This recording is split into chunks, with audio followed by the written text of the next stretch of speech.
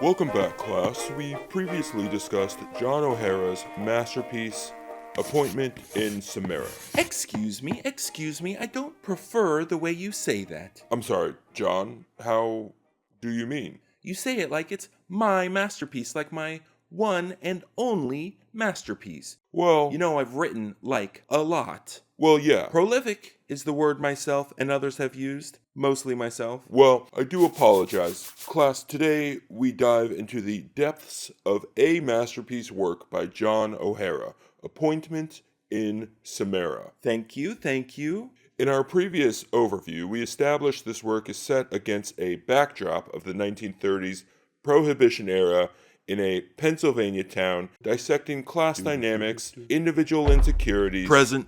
Okay? And of course, the moral ambiguities of that era. You say that for every book. It's so ambiguous. Yes, that's the point. Morally ambiguous. Can we move on to the good stuff? Certainly, class, let's start with, if you're taking notes, We're not taking notes. point 1, the inevitability of fate. Ooh. The novel's title refers to an ancient Middle Eastern parable I was wondering about that. in which a servant attempts to flee from death only to realize he has unknowingly run straight to his predetermined demise. In Samarra, The theme of fatalism is central to the novel's protagonist, Julian English. Present. A well-off businessman, as we discussed, who on the surface... Yes, I had everything. Wealth, status, an enviable social position, a monster. No, we don't need to go any further. To sum that up, Julian had a lot going for him and yet seemed predetermined to destroy himself. Exactly. His impulsive actions create a downward spiral that feels both self-imposed and inevitable. The tragic arc mirrors the idea that fate is not necessarily predetermined by external forces, but is often shaped by one's own compulsions and insecurities. Stupid. What's that? It's stupid.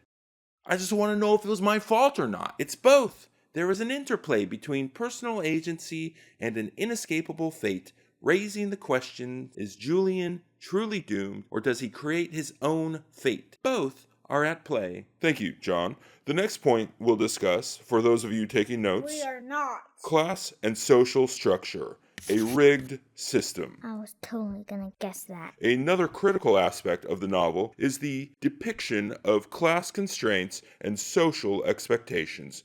Gibbsville is a tightly woven social fabric where status is both a privilege and a burden. Like an allowance. Yeah, sure, okay.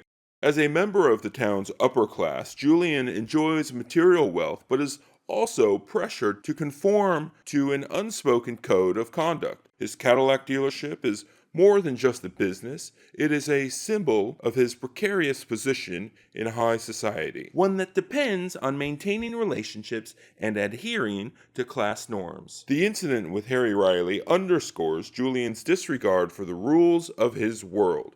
Riley, despite being an outsider due to his Catholicism, represents financial stability and rising social influence, something Julian resents and fears. I don't know how accurate that really is. It's accurate, Julian. The critique of social rigidity and hypocrisy suggests that class mobility in America is an illusion. The American dream, rather than being a promise of progress, is shown as a suffocating construct where one misstep leads to exile. Right. Our next point for discussion, I'll put it on the board for those taking notes, We're not. self-destruction and toxic masculinity. Boy, we're really dwelling on this negativity, aren't we? Julian's decline is not just social or financial, it is deeply psychological. His behavior is rooted in insecurity and a crisis of masculinity. Nailed it. Julian constantly drinks, gets into fights, and makes reckless decisions, not just because of external pressures, but because of an internalized expectation that success must be tied to dominance and power. Hope you're paying attention, Castle. This is why you're always fighting with us. What?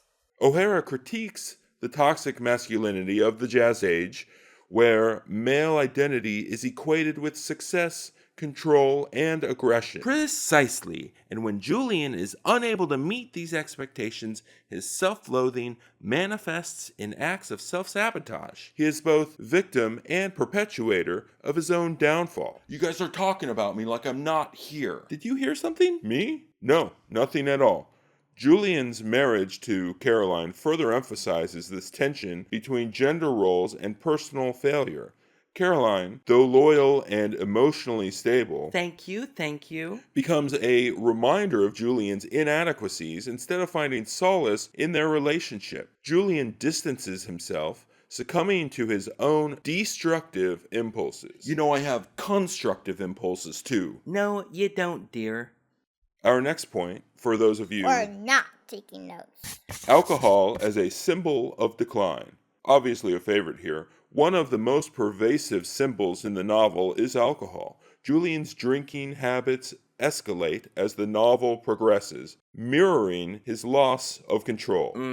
His dependency on alcohol fuels the reckless behavior, deepens his alienation, and ultimately becomes both a cause and a symptom of his downfall. You know, I was going to add, if you don't mind, alcohol in this sense serves as a broader metaphor for the self-indulgence and moral decay of the upper class. Indeed. In a world where wealth cannot guarantee happiness, drinking becomes a coping mechanism, one that ultimately hastens Julian's demise. Our next point, modernist style and psychological depth. Sounds fancy. O'Hara's narrative style is sharp, realistic, and psychologically incisive. Thank you. Written in the third-person omniscient perspective, Ooh. the novel offers intimate glimpses into Julian's mind as well as the thoughts of those around him, from Caroline to Harry Riley. This multi-perspective approach gives the novel a sense of realism and emotional depth, making Julian's downfall feel even more inevitable. I'd argue more than just a sense of realism and emotional depth, but what do I know? I'm just a prolific novelist, playwright, and short story writer. The novel's tight structure, taking place over a mere 3 days, creates a sense of urgency and inevitability, reinforcing the relentless momentum of Julian's self-destruction. If we could have just slowed things down a bit, Johnny. Yeah, like that would have helped. O'Hara's dialogue is particularly noteworthy. It is natural, sharp, and brutally honest, exposing the underlying tensions and hypocrisies of Gibbsville's high society. His attention to small details, from social customs to the mechanics of Julian's Cadillac dealership, ground the novel in a tangible reality. Exactly. I love tangible. In conclusion, Conclusion? I thought I'd have more lines than this. Well, dear, you did show up kinda late. if you're taking notes, We're not. our final point, a tragic meditation on fate and identity. At its core, Appointment in Samarra is a novel about self-sabotage and the social forces that shape, constrain, and ultimately destroy individuals. Julian English is both a man trapped by fate and a man actively shaping his own doom. Hear that, Caroline? He said, actively shaping. Sounds constructive to me. His tragic arc forces us to consider the fragility of personal identity within rigid societal structures. Through its themes of fate, class struggle, toxic masculinity, and self-destruction, O'Hara delivers a powerful critique of the American dream, suggesting that in a world governed by social expectations, one wrong move can make the difference between privilege and complete ruin. Yikes! Julian's downfall is not just his own story. Exactly. It is a cautionary tale about the dangers of unchecked impulse, the illusion of control, and the consequences of failing to reconcile one's personal demons with the external pressures of society. Appointment in Samarra remains a timeless exploration of human weakness, even if it is forgotten amidst the works of other, more famous authors of the early mid-20th century. What do you mean forgotten? I believe it to be one of the most compelling social critiques of the 20th century. Hold on, I'm taking notes now.